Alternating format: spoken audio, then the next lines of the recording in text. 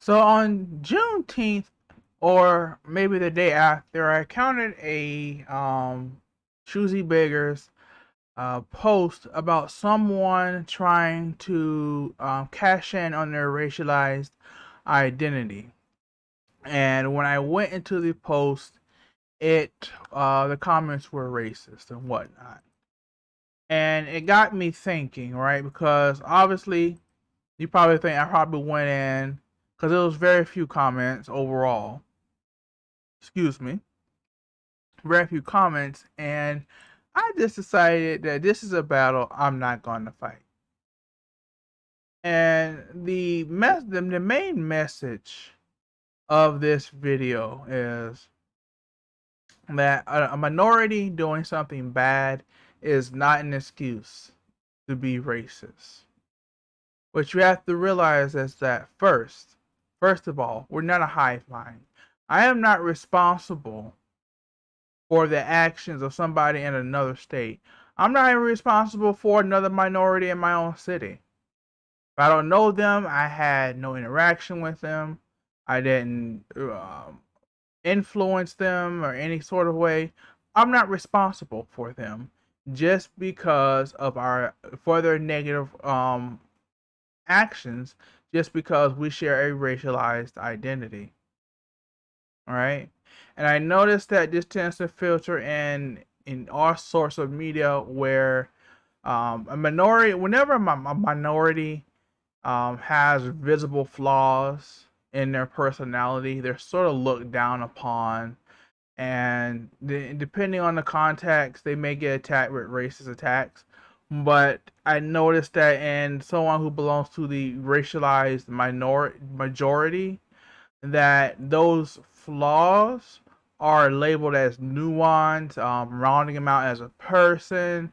And if they get rich or famous, they're sort of, those flaws are sort of shown or portrayed as being what makes them a genius, right? For example, look up any sort of documentary about Steve Jobs, for example, right?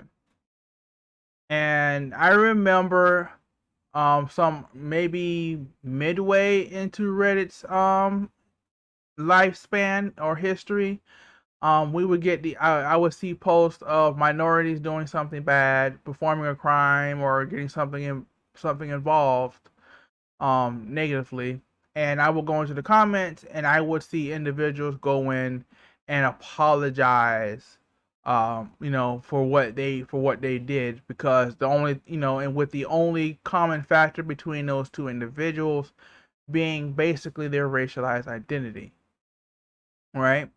The only ones responsible, as far as I'm concerned, aside from the person who performed the act, would be their family and friend. I am not going to apologize, plain and simple, for those actions. I think that we are past, or we should be past, the phase of trying to placate some random keyboard warriors on the internet, right? This, and whatnot. We should be looking towards solutions. This is no longer the apology. We are out of the apology era. No more of that. Take responsibility for your actions. And if you're a family member, and if it's a family member or it's a close friend, I can see. Right? And the reason why I'm bringing this up is you have to realize that just as I had chose not to engage with that small choosy beggars thread, you have to realize that it's part of a defense mechanism, a survival mechanism that I have developed and other minorities have developed, that gives you the wrong impression about certain dynamics, right? So I remember many years ago when my great grandmother was living in an assisted living place, and I was checking in, and I had the security guard, part of, visibly part of the racialized majority, basically out of randomly out of random, just try to have a conversation with me about black on black crime. Right?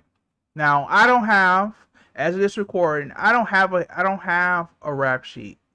Right? Somehow I got to 30 without one, without a rap sheet and whatnot.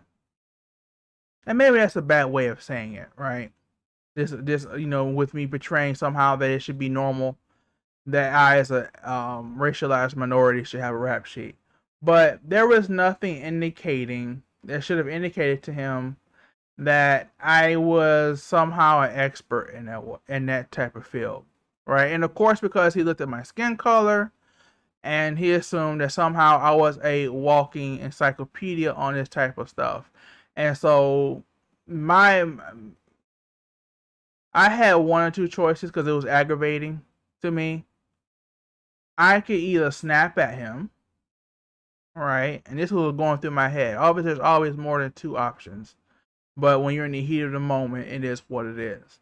I can either snap back at him, and I face, potential retaliatory actions towards my great grandmother because he's responsible for security and whatnot, for letting people in and out. Or I can just nod along and go about my business. And I went with option two. I nodded along and I went about my business. Right?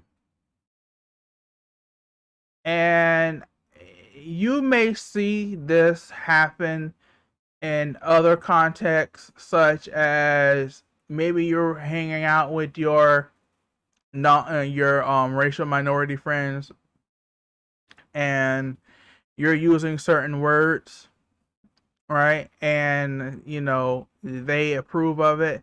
You have to realize that mentally and internally, they're truly not happy about you using those words, but because they don't want conflict, right? Because they understand that in the context of police is called because people fight and all that other stuff, they're going to be seen by default, especially in my hometown of Jacksonville, as the aggressors, right? As the aggressors, right? Because I have to live with the stereotype of the angry black man, right?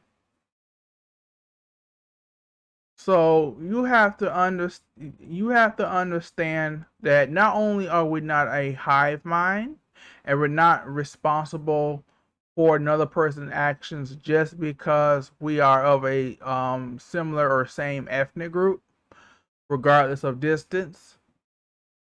That we are not walking encyclopedias. We are not born, or we do not go through gaining a PhD level thesis stuff for your inquiries. My suggestion: go to Google. And if you really want to have a discussion, go look for a museum that has a section on African American history, and request a meeting or conversation with the expert, and you can point questions there. Maybe look up a list, go to a university, your nearest university or a university, and send an email to a professor of African American studies, and they'll be able to tell you. You don't even have to meet with these individuals face to face. You can simply probably just send them an email or do a Zoom call, and you can pick their brain. Don't come at me about macro, or don't go to a racialized minority for big ticket items just because they are what they are, because we are what we are. We're not Google. We're not living Google bots. Right? We're not here for you to bounce off your half-brained ideals on social policy and whatnot. We're trying to live a life, just like you are. Right? Right? Imagine going through your day and people are digging at you just because of your skin color. Right? Imagine having people come at you for big brained ideas, I mean, big brained questions just because of your skin color. Go speak to the experts. Because yeah, we probably have views and our ideals on what can and cannot be changed, but you really want to speak to someone who has a both micro and macro look at this stuff. All right, someone who has looked at the data and done all this other stuff. Don't just go pick up a random. Don't go up to the first racialized minority you get to have a conversation with, and you just grill, you just interrogate them about that type of stuff. Because you're just looking for a confirmation bias. Because we're just going to nod along and say, okay, whatever, and then we're going to go about our business. And just like what happens on here, on Reddit, I may just simply block you. Block you and ban you and move on. I probably just go, and 9 times out of 10, I have software here where I can label accounts. So I'll just label it, just to warn myself and not even engaging, because you got to pick your battles online. If you're gonna have them, you have to pick them online. If you're gonna have them online, pick them. Can't believe I was fudging that statement, but anyway. And you have to realize the power imbalance that you also have. Like I was saying earlier, you come in with the verbal aggressiveness, and if we talk back, you're going to get offended. And all sorts of things can happen. Just because somebody didn't want to answer your dumb question. So I will say it again. A minority doing something bad is not an excuse to be racist. We are not a hive mind, and I, in particular, will not be apologizing for the actions of other POC or racialized minorities that I am not directly involved with. All right. It's high time that you look at our flaws, our personality flaws, and see us as human beings, and stop knocking us for not being the model minority. So that because you tend to do with that, right? You tend to hit at other minorities for why are you acting like this person that's being so perfect, right? Using us as a blunt weapon against others. So this is Umitencho. Everybody have a great and wonderful day, and treat everybody like individuals, and realize that everybody in the world just wants to get on with their day, regardless of skin color or ethnicity. You got questions? Go speak to the to the experts. You don't know how to find experts? There are plenty of search engines out there. That's all I can say. See ya.